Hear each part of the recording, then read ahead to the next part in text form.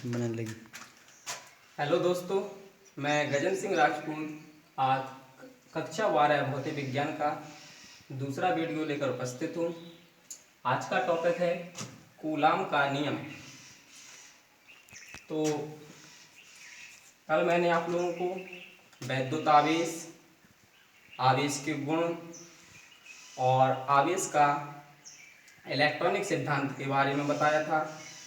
आज कूलाम का नियम, जो कि स्थिर वैद्युतिकी का बहुत ही इम्पोर्टेंट टॉपिक है, इसके बारे में बताऊंगा।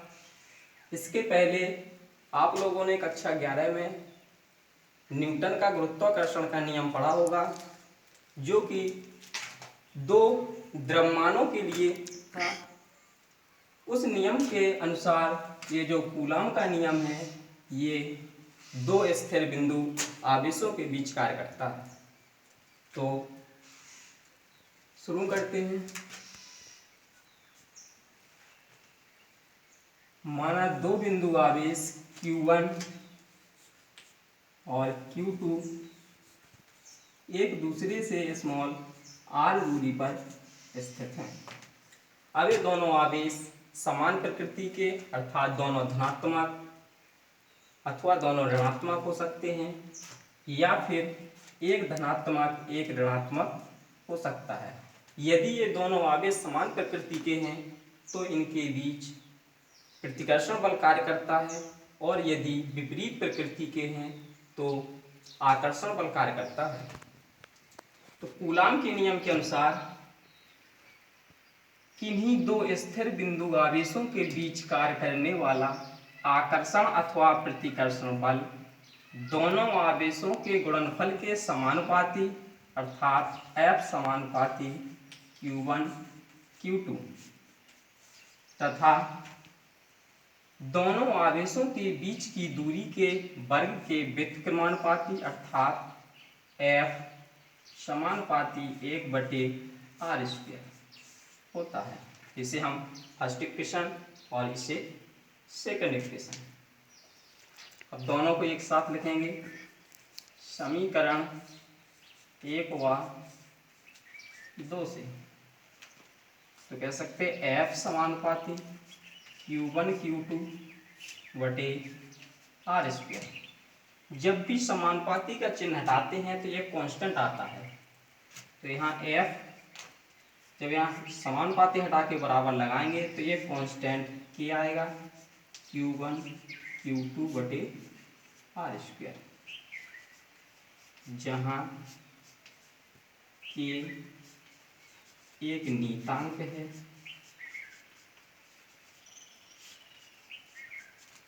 इसे कूलाम नियतांक कहते हैं।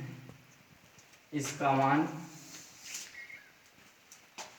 K बराबर 1/4πε0 होता है, जहाँ ε0 निर्वात या वायु की वैद्युतशीलता, अर्थात लिख सकते जहाँ ε0 बराबर निर्वात या वायु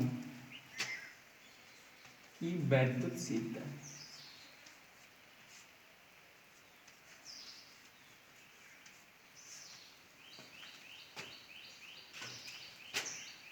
ε0 का मात्रक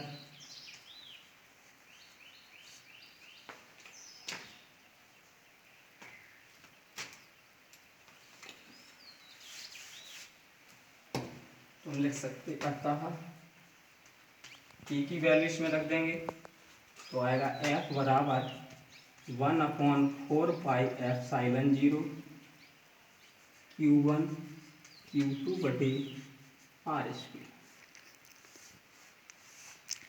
ये कूलाम का नियम कहलाता है। अब इस नियम से हम ε0 का मात्रक, द्विमीय सूत्र एवं आंकिक मान ज्ञात करेंगे। सबसे पहले निकालते हैं ε0 का मात्रक।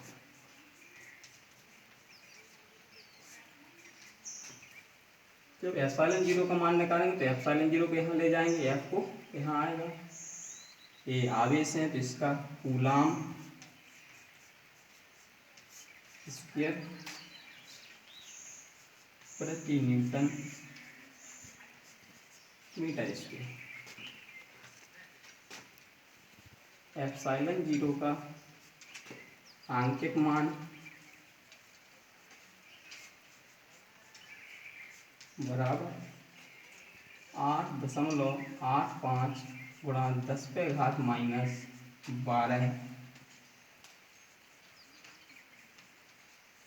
कूलम स्क्वायर प्रति न्यूटन मीटर स्क्वायर होता है।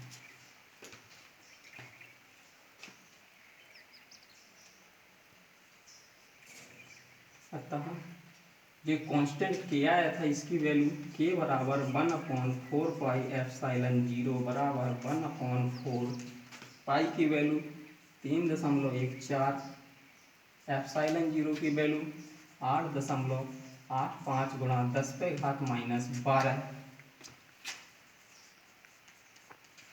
कूलम स्क्वायर प्रति न्यूटन मीटर स्क्वायर।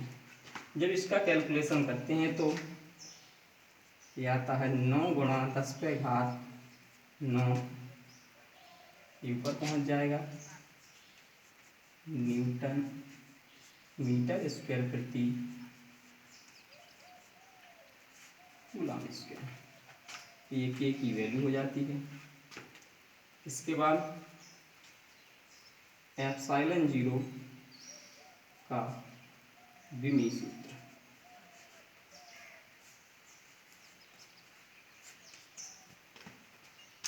तो एप्सिलॉन जीरो का जो मात्रक है कूलम स्क्वायर प्रति न्यूटन मीटर स्क्वायर, तो सबसे पहले हम कूलम की विमा लिखेंगे 80 स्क्वायर बटे न्यूटन की mL/T-2 और मीटर स्क्वायर एल स्क्वायर। इस तरह से इसका विमीय सूत्र आएगा mL3T-2 mL3T4 और ए स्क्वायर mL-3T4A2।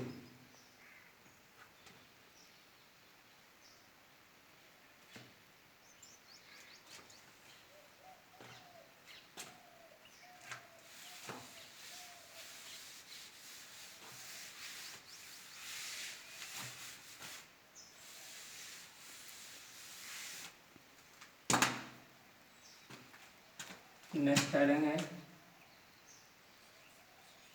परावैद्युतांक।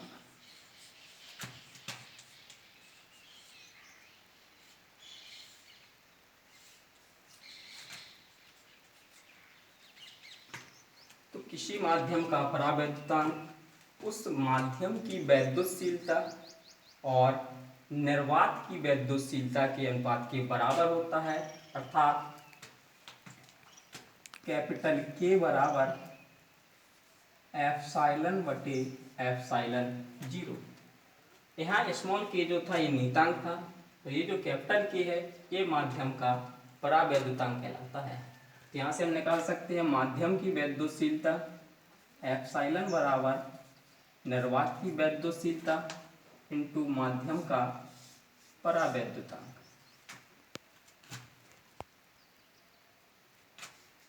जहाँ के बराबर स्मॉल एक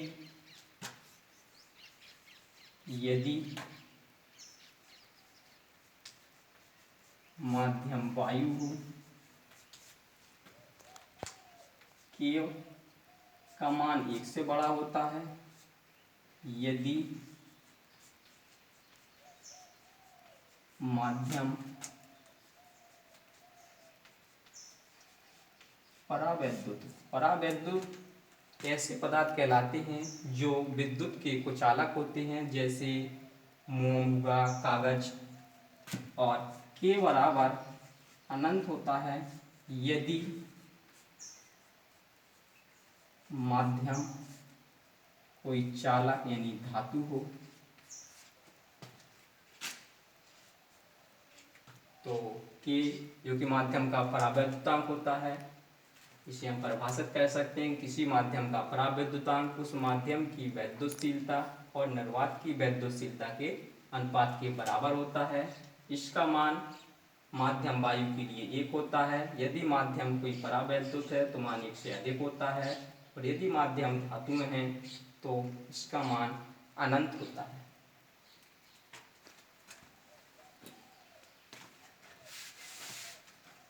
तो इस प्रकार से कह सकते हैं कि यदि कूलाम के नियम के अनुसार दोनों बिंदु आवेश वायु में स्थित हैं तब F बराबर 1/4πε0 Q1 Q2 बटे R²। लेकिन यदि दोनों आवेश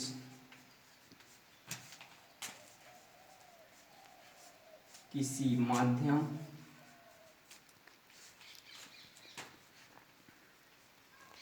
जिसका परावैद्युतांक